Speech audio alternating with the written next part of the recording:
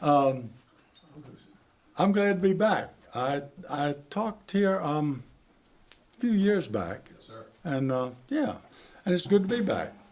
It's good to be here in general. What am I talking about? Today, I'm gonna talk about a lot of stuff, but I'm gonna talk more or less about being a doctor in Northumberland County for 40 years. And all I can say is that time went by really fast, as it does for all of us, regardless of, maybe not regardless of what we're doing, but if we're doing something we enjoy.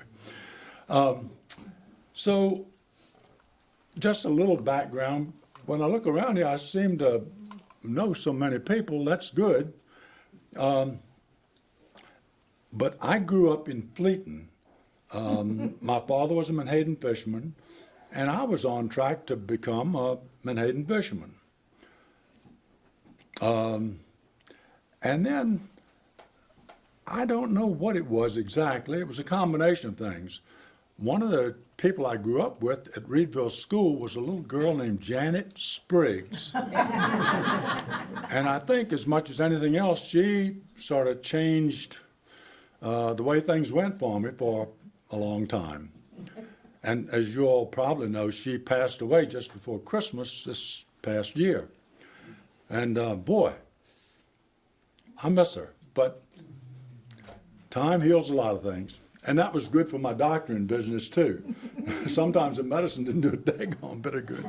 But time takes its course. Well, she wanted to be a nurse, didn't she? She was a nurse. I know, but did she want to be a nurse, and did that change your direction? No, she was a nurse, and it changed my direction. Well, my plans anyway. Yeah, for the better. So yeah, and in my talk, I married Janet Spriggs. We had our first play date in the second grade. And then she rode the school bus home with me one day. That was our play date. So we're right on track. I went to college at the University of Richmond and took a bunch of business courses. Little did I know I was going to have to go back to college to get the biology and chemistry and all of that pre-med stuff when I decided to be a doctor. And the reason I decided I'd like to go into medicine, my mother developed cancer, and she was real sick, and there were doctors in the county, but sometimes it was hard to find a doctor when you needed one. And I decided to go back to school and become a doctor. And all those chemistry and biology courses I'd avoided like the plague when I was going through college, I had to go back and double up on. And not only that, had to pay for them myself later on. Anyhow, I've got a good story. I'm skipping over some stuff here. So I went to college at the University of Richmond in the business school. And then after college, I joined the Navy. And, but they couldn't, it was during the Vietnam War, and they couldn't take me in the officers' part of the Navy right away. I had to wait 4 months. So Kendall Edwards, a boy that I grew up with in Fleeton, and I went oystering to make some money while I was waiting to get into the Navy's OCS, they call it, Officers Candidate School in Newport, Rhode Island. I'd gotten in there in January, and I'll tell you, that's probably not the best place to be in January. It was some kind of cold. I thought it was cold on Fleeting Point, but that's nothing to what it was up in Newport, Rhode Island. Anyway, one of the things that happened, we went tonging for oysters. And you all know, you stand up on the side of a boat, and you have these shaft tongs. You pull them down in the water, and you open them and close them and rake the oysters up in the pile, and then you lift the oysters and the shaft tongs up. Well, I never could wear gloves very well. I don't know, they fit my hands, but it just didn't feel right using them, so I didn't wear gloves. I did it barehanded. And the shafts were nice and smooth, so you didn't get splinters, but your hands would toughen up. And the other thing that happened that I found out later is you lose your fingerprints. So any of you that are into safe cracking and stuff like that, that might be something to think about. So I got up to officers' school in Newport, Rhode Island, and I didn't have any fingerprints. I know. That was a choice then, to whether to go into safe cracking or not. But so I waited, and they said, well, you're going to be up here 3 months, so come back in a month and we'll check you again. Well, when they take my fingerprints and put them on a thing, it would be like an ink blot. I mean, it was like just a blob of ink and no fingerprints. Anyway, luckily by the 3rd month, I'd grown some fingerprints. And Where did you buy them? they came from somewhere. I guess they just grew back. Well, anyway, they came and I went. Let's see. Oh, so what was the real turning factor for me wanting to be a doctor was my mother had cancer, and she had the kind that's bad. It's quick. It's cancer of around the stomach, the pancreas, and that cancer. She only lived 3 months after she had the diagnosis made. And in those days, they didn't have all the CAT scans and special stuff we have now to diagnose things with. They had to do an exploratory operation where they opened her up and looked in, and then just sewed her back up, because there was really nothing they could do for her that would prolong her life, that is. So, and it was hard on her, of course, and my father, and somewhat on me and my sisters. But we were older, and but I just decided maybe I'll be a doctor. And I had avoided all those chemistry and biology courses like the devil when I was in the business school, but I had to go back and take them to get into medical school. They were required courses. Hey, so far, does anybody have a question or anything? I don't want to wait too long to ask you that, because if I go too long, you might forget it, and I won't remember the answer either. Okay. You know as well. Yeah, we all know that. So Janet and I were married. We had 2 boys. Trey, who is actually Wallace Emery Lewis III, and the 3 is the Trey. And then Turner, who is a doctor himself. He's a radiologist up in Richmond. And they're both married and have families. And I get to see them fairly often. I think more in the summertime when they can come down and enjoy the water, it seems. But anyway. So, golly, things just happen so fast. So I got into medical school. They had something then called a 3-year program.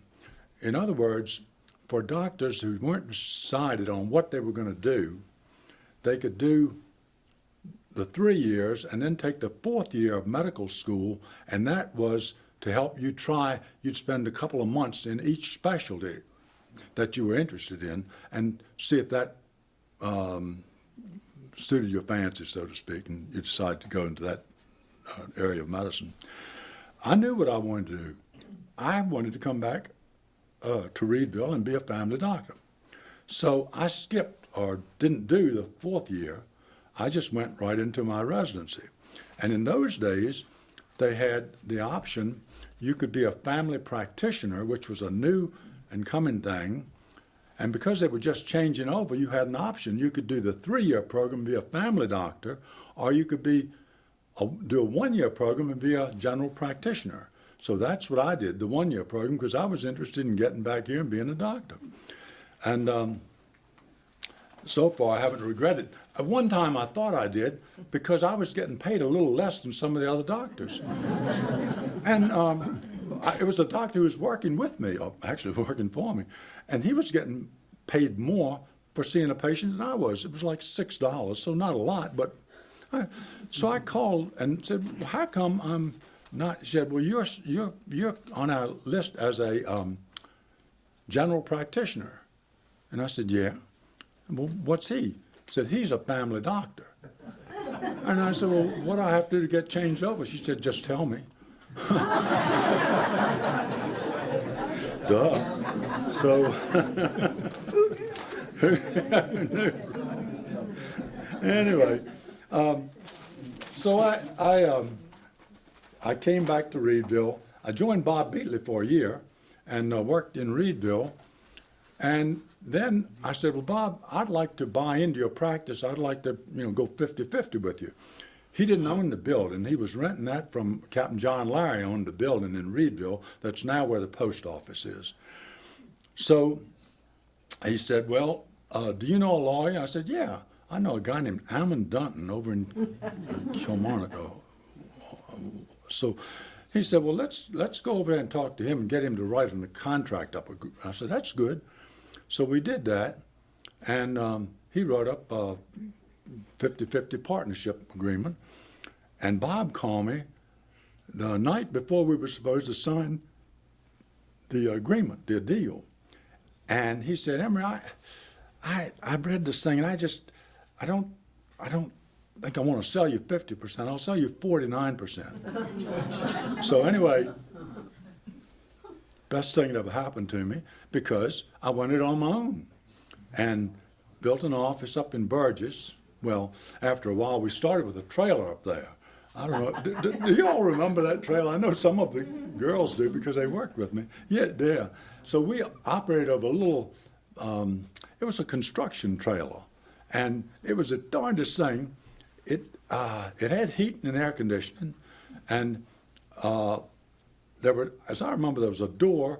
It was 2 doors, I think, but we only used one. Everybody went into one door. And we had a waiting room in this little trailer now. And we had 2 examining rooms, and I had an office that doubled as a storeroom, all of our supplies and stuff that came in, and we ate lunch there. And I had two girls, actually I hired 3 girls. I had Janet Crowther, Margie Gano, and Arlene Moore. And Arlene was our cleanup person, and Margie and Janet were my office help. So that's how we started out, and my gosh, I wouldn't want to do it again, but it's like a lot of things, you can do things when you don't know, you haven't done it before. It makes it better. So anyway, that's what we did, and it worked out well. We built an office. Oh, I've got to tell you this. How many of you all remember a guy named Wilmer Davis? Oh, okay. Oh, that's good. Yeah, okay. Well, so I went to Wilmer and I said, well, he was in the bank.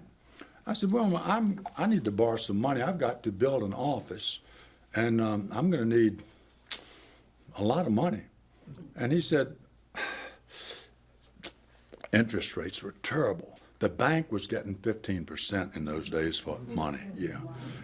So he said, and Wilmer turned out to be, he was my neighbor. He grew up right down the lane from where I grew up. So we knew each other. We'd cleaned crabs together and done all kinds of stuff together. And he said, why don't you go to some of the fish boat captains around here and see if they want to loan you some money. They can come out better than what the bank is going to give them with you, and you can come out a lot better than what the bank is going to charge you. So that's what I did. I went to, I think it was maybe 5 fish boat captains, and I needed to get, I don't know, I'm thinking it was about $300,000. Anyway, that was good advice from Wilmer Davis. Now, I thank him for that. I've told him that many times, each time I see him, and I don't see him very often because he's living in Richmond now. But anyway, so, so I had 2 girls helping me, Janet Crowther and Margie Gano. Arlene Moore was doing our cleanup, and eventually we got into the new building. That trailer really got small after 9 months or a year, so we were glad to get out of that. But anyway, we did all kinds of things. If somebody needed us to do something, we did it, and that's just, it was no limit. We never sent anybody away saying we've never done that or we can't do that, or well, I did send some people to specialists when they needed specialist operations. Oh, and I brought some interest in x-rays. I've gotten to that point in my little outline here, so I'd better follow the outline. So, and I don't know how this is going to work out, but I'm going to try using something. I don't have a view box with me, but I'm going to tell you what this is. this thing that I'm going to highlight, can you all see that? Okay, what that is somebody's finger with a fish hook stuck in it. And it was a woman that came in my office with this fish hook in her finger. And the story was, am I on it right now? I can't see what I'm, oh, here, I get that white circle. Okay, so she had this fish hook stuck in her finger, and she and her son were out fishing at the jetties over in the Little River. And he told her he cut the hook out because he wanted to go fishing. He didn't want to take her in. So what he did, he cut the hook off down in her finger. Oh, my Lord. I mean, it was still stuck under the skin. She couldn't see it, though. But she learned that every time she'd bend her finger, it would kind of a pincher. It got her attention. So she came in the office one day with this fish hook in her finger. The x-ray showed what it was. And it was simple enough to get it out. I had to make a little incision, use some Novocaine to get it out, but no problem. But I've often wondered how that woman and her son made it after.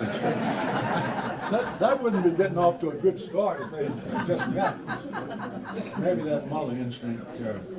Oh, and while I'm doing x-rays, I'm going to show you these and we'll get them out of the way. So this is one that I hope you all can sort of see that. I don't know. Is that? It's an earring, yes. And it's in a little girl's stomach. And Dixie Deal owned that earring. And the little girl was one of her granddaughters that I think was playing with the earring and put it in her mouth, and you know, like children will do, and she swallowed it. But it came on through in a couple of days. So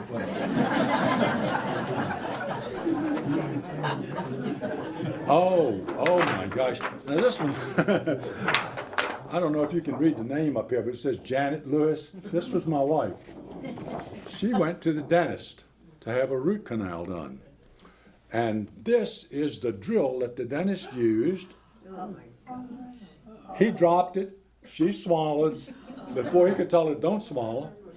And luckily, the round part he'd hold on to was made of lead. That's why it shows up so well on the x-ray. And the sharp needle part is just a thin little line going up in this picture. So I think a couple days later it came on through. That was a good. Real first, so to speak. Yeah. Anyway, that's my radiology collection. I had a big view box down in my basement, but the thing has room for 4 x-rays on it, and it's mounted on the wall, and anyway, it was more trouble than I could go to get it here today. So I've got some stories to tell you. One of the jobs you can do as a doctor in the county is you can become a medical examiner for the state. And I thought, that sounds like fun. And they paid, well, I have a weird sense of humor anyway. They paid $25 for you seeing one of their medical examiner cases. And that's what I'm going to tell you about. I've got several that didn't work out the way I thought they would. But anyway, the first one was a man in Ophelia. I got a house call one night that a man in Ophelia had shot himself. And as medical examiner, I had to go to gunshots and all that stuff. So I went over there, and there was this man, a young man, probably in his 30s, laying in the yard with a gun up by his head, and he shot himself in the head, or he was shot in the head, I should say. So I thought it was a fairly clear-cut case, but I'd like to know why he shot himself. And I went to talk to the people next door. They were sitting on the porch of the house, and this was about midnight, but they saw all the lights from the police cars and my car and all, so they came down to see what was going on, because they'd been out there earlier and they heard these two men arguing, they told me later, and then they went on up to bed. But what happened, the younger man came out, and the older man took the gun and shot him, and he would have gotten away with it, but he didn't know the guy was left-handed. And he put the gun over by his right hand. Yeah. And that couple solved that mystery. And the fellow that actually shot him was running a ferry boat at that time, and he wound up spending a long time in jail, in prison. Anyway, yeah. So, we had some fun cases, but most of them weren't, unless you have a weird sense of humor, weren't really funny. That was a bad car wreck one summer. I was all dressed up, Janet and I were going to a local wedding where the bride was coming in by boat to Fleeton, and she was getting married down on the beach. And we thought, gosh, that's going to be neat. So we're all dressed up in our good clothes to go to the wedding, and we're heading at the door when the phone rings. I don't think we had cell phones in those days, but anyway, the phone rang in the house, and I answered it like I shouldn't have. But they had had a two-car collision, head-on collision, up above Callio, and they needed a medical examiner. So Janet went to the wedding and the fun and all that, and I went up and had to go through the cars.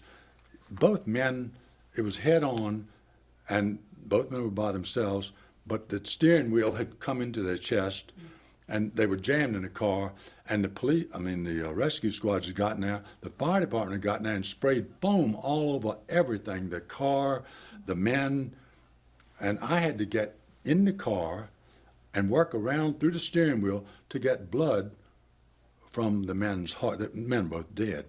I had to get blood from their heart to check for alcohol and drugs and that type of thing. So I had on my good clothes, and they weren't much good after I had been in them, and especially the shoes. They were really rotten. Anyway, but yeah, that was, but it made it much better when I found out I got $25 as medical examiner for going to it bought me one shoe. Oh, Lord. Oh, and then there's a really good one that I like. This one happened at night. It was a winter night, probably January, and it was Al Hurt and Wendell Haney, who were dentist and pharmacist, thanks. But they had been helping the sea rescue, and Danny Crabb had been going over the little river catching oysters in the wintertime, but he'd broken a path through the ice, and he had a boatload, well, a good pile of oysters in his boat, and they'd gotten him lined up to take him out to meet a ship that was coming from Norfolk, coming in the bay, and they'd stopped at Smith Point Light because they had a sick crewman on board. So they dropped the anchor out there by Smith Point Lighthouse, and it was a pretty night. It was real cold, but pretty. And they called me to go out and see the sick man. So we got in Danny's oyster boat with a pile of oysters and a stretcher and my bag, and got out to the ship. And it was a beautiful night. The moon was out, and it was calm, not windy at all, just cold. And we got up beside that ship, and I'm telling you, that thing was 30 feet up a ladder, a rope ladder. Well, it had steps on it, but it was a rope ladder. And we had to climb up there and carry the stretcher and my bag of, medical bag. So when we got up there, we found out that the ship had a pilot that came on the ship down at the mouth of the bay. They have to get a Chesapeake Bay pilot to bring them up the bay or take them up to Baltimore where that ship was heading. And he was the only one on the ship that spoke English, besides the three of us. And that was the craziest case. I think, all in all, we got some kind of a write-up in the medical journal about that one. But anyway, it turned out that,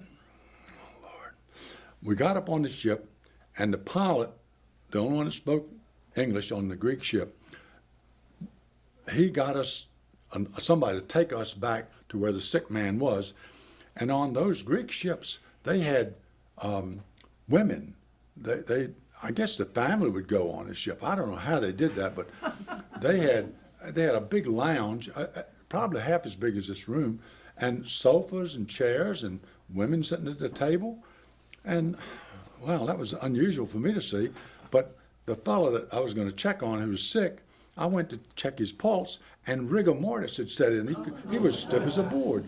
So he had died probably soon after the pilot came on the ship. And that had been 6 or 8 hours ago, coming up the bay. So anyway, I explained to him, I said, well, you know, here's the problem. You've got a dead man on here, and you can't take him out of the state legally to go to Baltimore. So what I think I'm going to have to do is take him with me and take him into Virginia, and you all can go on to Baltimore. What I didn't know is I didn't know what had caused his death. And when he got to Baltimore, they didn't know what had caused his death either. And they put the ship in quarantine so the men couldn't get off. But they all quit, but they couldn't go anywhere because he couldn't let them off the ship. But anyway, because he's the second man who died. And it turned out that there was a leak in the refrigeration system. It was an ammonia refrigeration system. And a man had died a month before that in the engineering department where this man was working. And he worked around that ammonia, and he'd gotten a load of it too. And they both died. Anyway, that was the craziest night. So what we did, I had to get the man off the ship. I couldn't let them take him across state lines into Maryland. So we tied him on a stretcher as best we could, and we're lowering him down that 30-foot side of that ship into Danny Crab in the boat with the oysters. And at one point, I don't know if I imagined it or if it really happened, but the man seemed to slip. And I thought, we're going to we're going to put him overboard in 100 feet of water. But it turned out the rigor mortis worked to advantage because his arms were so stiff, they wouldn't give when the rope got under here. It held him on a stretcher, and we lowered him on down and put him on top of the oyster pile. So, in a way, that all worked out pretty good. For me, anyway. Maybe not for that man. Oh, yeah. Oh, so here's there's somebody I've got to mention. I told you, I think that Janet Crowther and Margie Gaynor were the first two people I hired to work in my office. And then we got Arlene Moore, who started out cleaning up with us. And then I taught her, it was a terrible thing, but I think I can tell it now. I think it's a statute of limitations. But Arlene was so interested in medicine and all the stuff that I said, Arlene, do you want to learn how to give a shot? She said, yeah. I said, come on out with me. I had a patient out in the car. She couldn't walk. They had to put her in a wheelchair now. But it was too much trouble to bring her in to get a shot and go back and put her back in the car. So I said, come on. We got this lady out in the car. She needs a shot. You need to learn how to give one. And I'll talk you right through. So we got the lady. She was sitting in the back seat where we laid her down. We had plenty of room. And I talked to Arlene. And I'd loaded the syringe and all, had that ready. And I said, now, just, draw like a little X and go up in that upper outer quadrant and put that needle right in. Go push it right until it won't go any further. So that's what she did, and that was how she gave the first shot. And then she later on, she worked with me a long time, but she became an office nurse and worked with me for a long time that way. Anyhow, I'm glad she's not here tonight. I don't know what the statute of limitations is, but it might not. Anyway, and then I got another woman. I had a couple doctors come and go. Mike Chatterson was one from Canada that came down and worked with me for, I don't know, maybe 8 or 10 years. He was good help. And then he went, he opened up a practice on his own up in Callio in the later years. And then he moved back to Canada after he'd gotten his so many years in. Let's see. I don't want to miss anything. Oh, yeah. So the gosh, Janet and I moved so many times. I have tried keeping trouble with that. But we bought Dr. Daly's old house that's going from Reedville down to Fleeton, and we painted. It was a red brick house, and we painted it white. And it was next to Miss Dolly Haney, or Warren Haney, Warren Haney's mother. But all these people I'm talking about are older than most of the gang I see here, so you may or may not know them. But anyway, we lived in that house for a good while, and I remember our older boy walking. He walked to school because they had school in Reedville then. And I think it was maybe the first to the fifth grade or something like that. And then you went to another school. But that was when Reedville School was still operating. And then, gosh, Janet and I moved a few times. We wound up getting a house that was next door to my father's house where I grew up in Fleeton. And it was called the Douglas House. And I didn't even know this until years later. That was the house that Captain Otis Douglas lived in. And what I realized, the house where I was born, right on the turn in Fleeton, my father had built in 1936, I believe it was. And I remember him saying, he told the carpenter who built the house for him, he said, it's $3,500, Wallace. And my father said, oh, you're sticking the hell out of me, but I got to have a house. So we don't even think $3,600 now is, yeah. Anyway, but that's what it was then. Anyhow, we've moved a few times, and we lived in that old Douglas house for 10 years. Had a great baseball field. Our boys were young, and they played ball, and we had a lot of children in Fleeton. And I counted up one day, I think it was 55 children living in Fleeton when we were coming along. But it's more of a retirement area now. Matter of fact, it's unusual to see a child in Fleeton unless he's visiting a grandparent or something. But that's just the way things do. And this is ironic, I guess. For those of you that know where I live in Fleeton, there is a great big anchor. Matter of fact, the fellow that owns Kalana Railway came up to Reedville one time. He hauled boats for the fish factory, fish boats. And they were dredging the channel down at Kalana's in Norfolk and found two huge anchors. And I heard that they came off of Civil War ships. But I got thinking, why would a Civil War ship, the anchor would fill in that opening in that wall right there. But it turned out that the ships were bigger than I thought they were. And they did carry big anchors. That anchor weighed, I forget, over 5,000 pounds. And they found two of those anchors down when they were cleaning up the railway. So he came up and asked John Deal, was living in the house that I live in now, asked John Deal, who was running the fish factory, if he would like to have those anchors. And he said, yeah. So he put them on one of the fish boats they were working on then, and they moved them back up to Reedville, and John had them bring them down and put them in his yard, which he was living in where I live now. So that house changed hands, and a fellow named Garber from Washington had bought the house, but he only used it for his church group to come for a retreat, I think once or twice a year. He'd have the group come down. And when he left, and I bought the house, he said, Emery, I'll sell you the house for that price, but I want one of those anchors. And I said, I could care less. That's fine with me. One anchor's all I want. Anyway, he and his son came down with a truck and trailer and cinder blocks. I remember that much, and jacks. And he tried to get those anchors up, and he broke the cinder blocks up.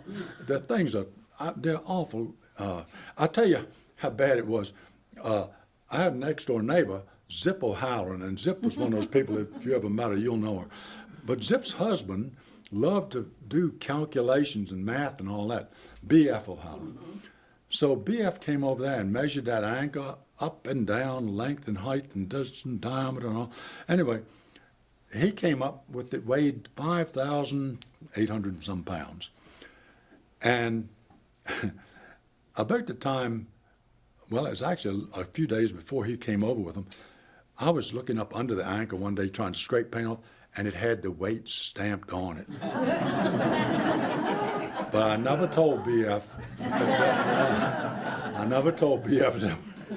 Well, I would have told him if he'd been exactly right, but it wasn't exactly right. Anyway, wow. So I'm just looking through all this thing. Oh, and then the darndest thing happened. So I had sold a medical practice in Burgess to Riverside, and I was on the payroll from Riverside. And I liked that because we didn't have to do the payroll every 2 weeks and all that. It was a lot of trouble. It made that easier, but they had a policy that the doctors should retire at age 65. And I figured I got a later start, so I should be able to work till 70 or so. I felt pretty good. So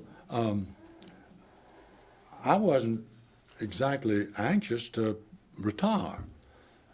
And I had some talks with them, and they said, well, it's our policy now, and you've got to follow that. So I went to Ammon Dunton, and once again, he kind of helped me bail out of this thing. He found a clause in there where, because they thought if they fired me, I can't remember exactly how it was, but one way worked out that I could still practice in the county, even though they didn't want me to, not at the office they had bought. So that's what I did.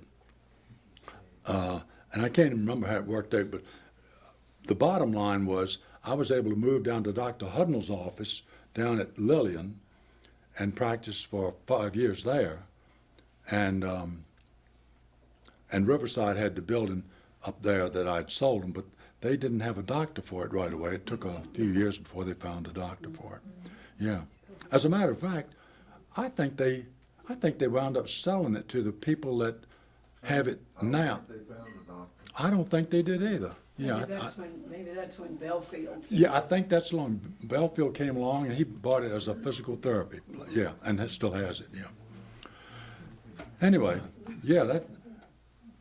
So, oh yeah, I got one of the things I found over the years, and it came back to haunt me just a few weeks ago, was that I developed a little method for taking fish hooks out of people's fingers or skin, wherever. Actually, the fingers were harder than other places on the body because you got more ligaments and muscles and things in your fingers. But anyway, and it was a pretty simple technique. You would, let's just say that the fish hook went in my finger, and this is where you tie the rope onto the fish hook, and it came down and looped like that, and that was the pointy end. That's the bad end. Once that gets in your finger, the barb does the problem. And what I found out, if you push down on the fish hook, it releases the barb. And if you have a string wrapped around that fish hook and pop it real quick, you can pull it right out. It still stings a little bit. I mean, not me, but the person who's got the finger. Well, you know, no gain, no pain, no gain. But anyway, so that's what we did, and I don't know why I didn't get a patent on that thing. But anyway, and believe it or not, the last patient I saw, and this was it's been within the last 6 months. A guy came in one day, and he had a fish hook in his finger and a bottle of booze in his hand. And he said, "Can you get this fish hook out?" I said, "Yeah, I think I can help you with the other thing too." Anyway, it was a fish spotter, and he'd been hook and line fishing and got the hook in his finger. So, and the trick is that if you've got the shank of the hook and you can push down on it and get a piece of crab pot line or anything that's small enough to go in there, and get a good grip on it and tie some knots in it first so it doesn't slip through your fingers. You only get one shot. You push down on the hook, the shank of the hook, and that releases the barb, because the barb's pointing up towards you. You push down to release the barb, and then you pop it out with the other hand. But I tell you, it takes you a few times to pull and yank that hard, because you think, I don't want to hurt the guy, and trying not to hurt somebody, that's probably the worst thing you can think of, because you got to pop that hook out, and you can't do it if you're thinking of hurting him. Anyway, I've learned the hard way. I've had them in me, I mean.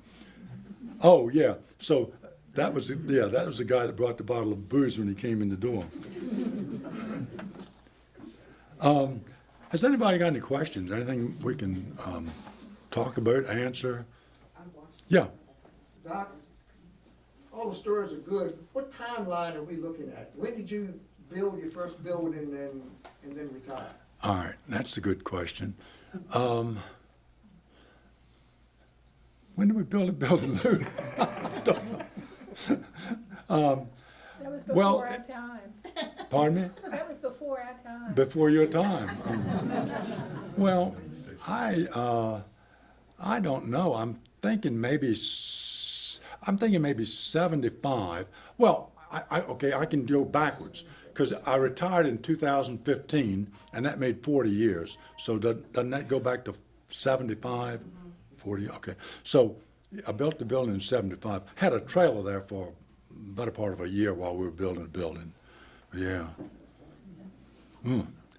Long time ago. How about it? Give me a question. Yeah. Where did you go to medical school? MCV in Richmond. About what time?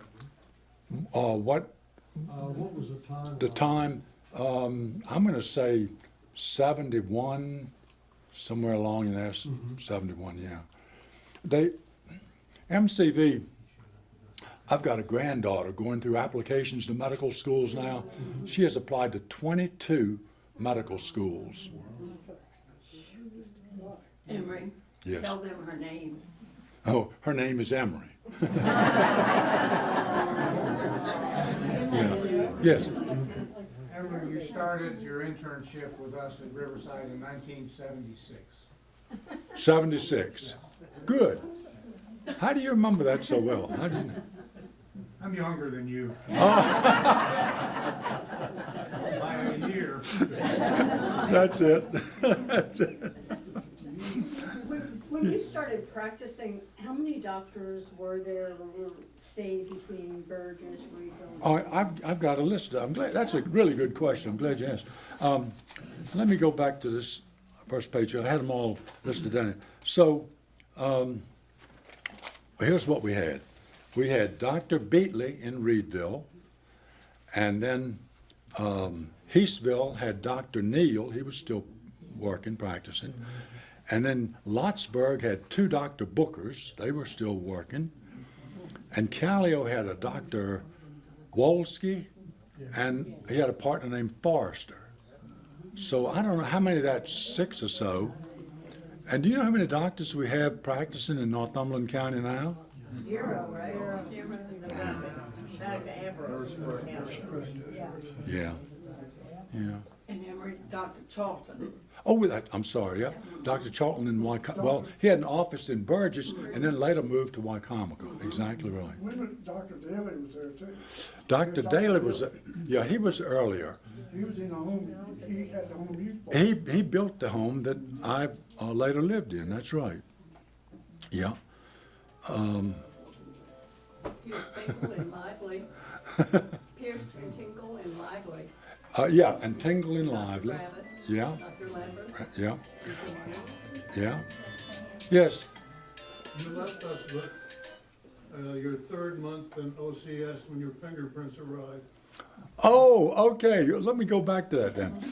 Well, I didn't do anything.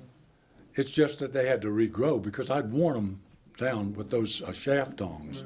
So in the 3rd month, I was getting a little bit antsy about it, I'll tell you that. I'm thinking back on it because I said, well, what am I going to do if the rest of the guys go on ships and whatever they're going to do, and I have to wait for my fingerprints to, because I didn't I don't know how long it took you to regrow your fingerprint. The only people I knew that lost their fingerprints were safe crackers, you know, would file their fingers down.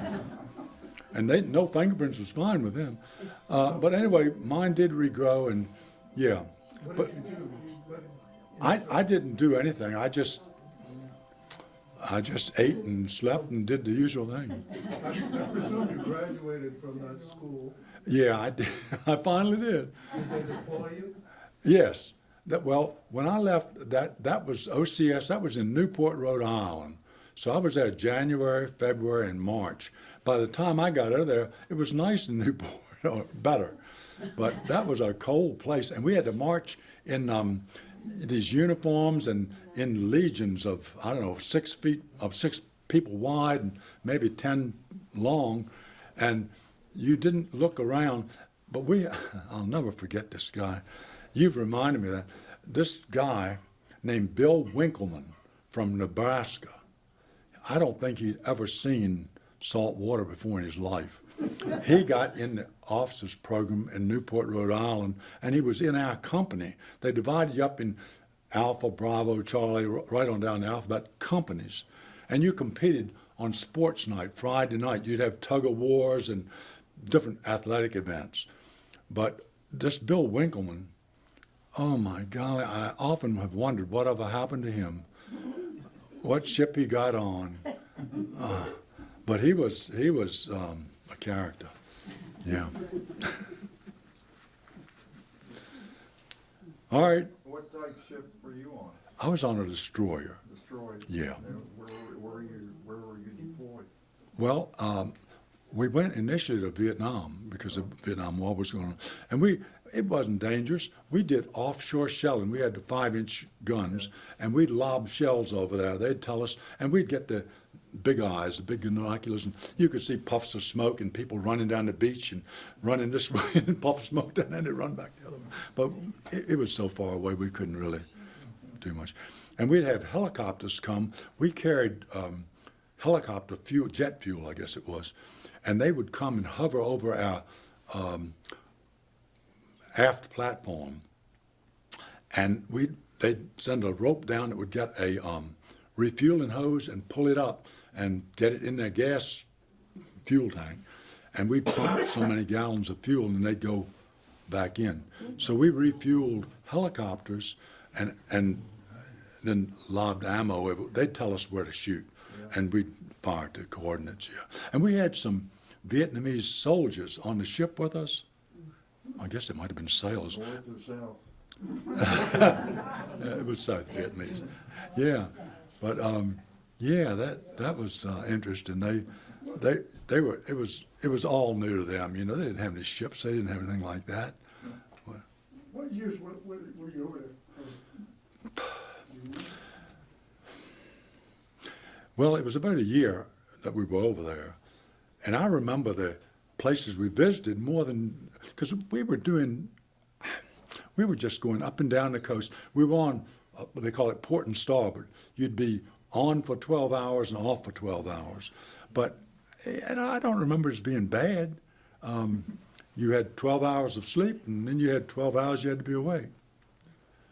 Yeah, that seems like a long time ago now. How about, anybody got a question?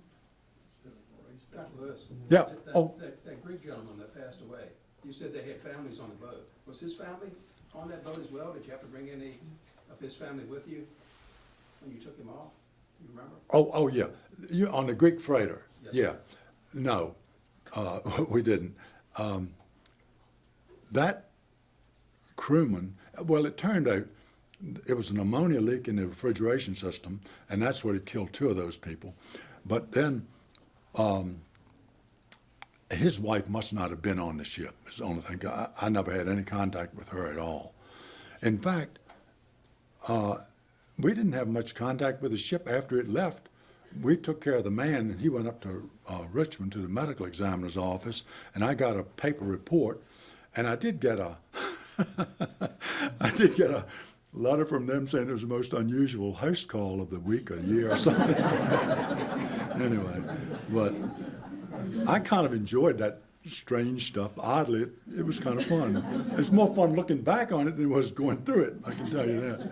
But that night that Wendell and Al and Danny Crabb and I went out in that boat, it really was a beautiful night. It was just cold, but calm and moonlit, and couldn't have been a better night for doing what we had to do.